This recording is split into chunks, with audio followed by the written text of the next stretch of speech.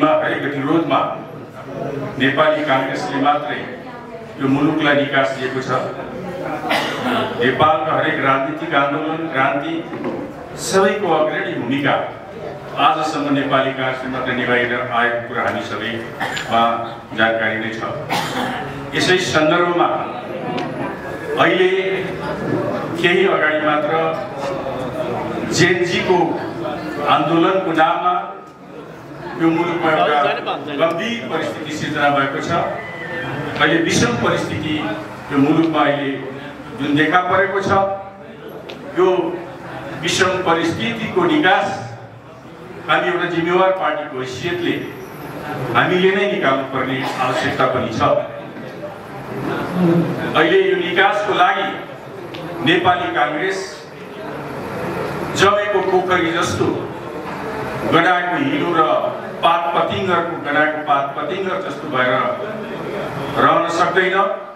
हामी एउटा परिवर्तित परिस्थितिमा हामी आज सुध्रिएर जनताका माझ जानुपर्ने आवश्यकता छ। नेपाली कांग्रेसले हिजो जनताको माझमा जति पनि बाचा कबुलहरू गर्यौं, हामी सत्तामा जाँदा होस् वा यो मुलुकमा अगाडि बढ्दा होस्, हामीले निर्वाह गरेका भूमिकाहरूमा प्रश्न चिन्हहरू लागेको छ।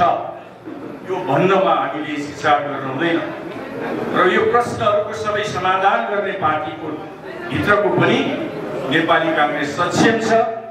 नेपाली कांग्रेसले नै आफूलाई सुधारेर अगाडि बढ्नुपर्छ भन्ने मान्यता हामीमा छ। यसै सन्दर्भमा अहिले नेपाली कांग्रेसलाई चौतर्फी आक्रमण, चौतर्फी हमला पनि भइरहेको छ। यो हमलाको सामना गर्न, यो चौतर्फी हमलालाई कसरी हामीले एकजुट भएर एकताका साथ अगाडि बढ्ने भन्ने दायित्व निर्वाह गर्दै हाम्रो एकतालाई सुदृढ गर्दै हिजोको कांग्रेस भन्दा अझ सबल कांग्रेस 46-47 सालको जस्तो कांग्रेस बन्नु परेर अगाडि बढ्नु पर्ने आज हाम्रो आवश्यकता पनि छ। र यसै सन्दर्भलाई लिएर अहिले नेपाली कांग्रेसको पदावधि पनि अन्तिम अवस्थामा पुगिसकेको अवस्थामा नेपाली कांग्रेसले नियमित अधिवेशन 15औं महाधिवेशन गर्ने वा विशेष महाधिवेशन गर्ने भन्ने विवादित विषयले केन्द्र अहिलेसम्म रुमलिरहेको छ। केन्द्रले निर्णय गर्न सकिरहेको छैन। यो विषम अवस्थामा आज केन्द्र अनि नेपाली कांग्रेसका कार्यकर्ता कोही पनि जिम्मेवारीबाट भाग्न हुँदैन, सक्दैन।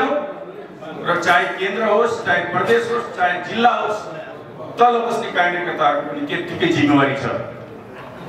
आज कांग्रेसलाई बन्दी बनाएर, अनिर्णयको बन्दी बनाएर नेपाली कांग्रेसको केन्द्रीय कार्य समिति झन्डै 1 महिनादेखि बैठक बसेर निर्णयमा पुग्न सकेको छैन।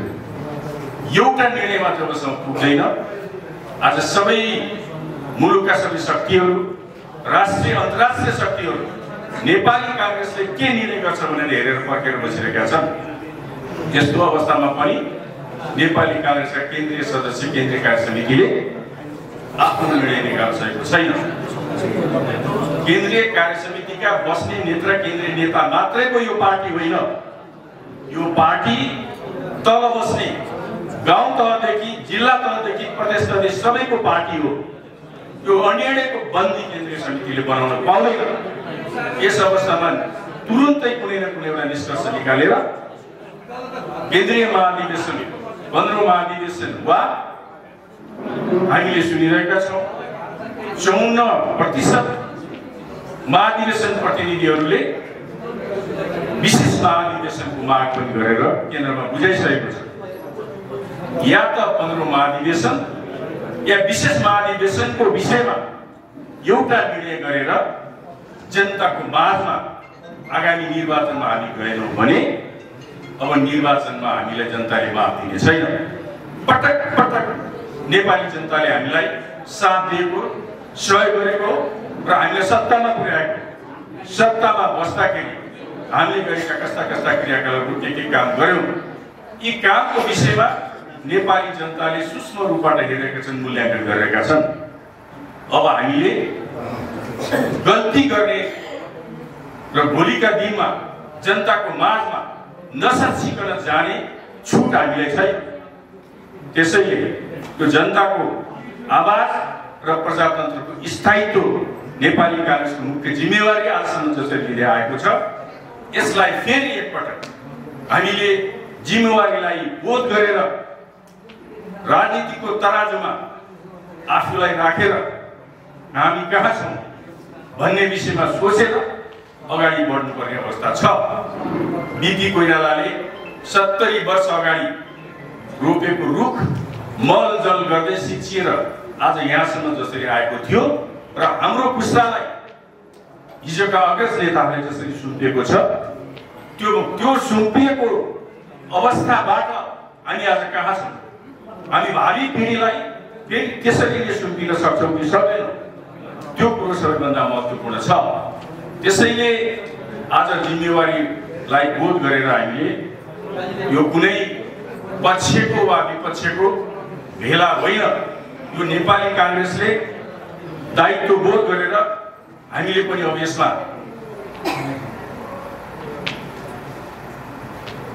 एउटा निर्णय लिनुपर्छ भन्ने हिसाबले सबै साथीहरूको आफ्नो धारणा यस भेलामा लिएर यो भेलाले एउटा ठोस निष्कर्ष प्रस्ताव सहित केन्द्रमा हामी पठाउने छौँ। त्यसमा साथीहरूले आज जसरी कार्यक्रममा भेलामा उपस्थित हुनुभएका छ, अनुशासित रूपबाट आफ्नो धारणा राखिदिनु हुन पनि र विषयमा बाहिर नगइकन धारणा राखिदिनु हुन पनि म अनुरोध गर्दछु।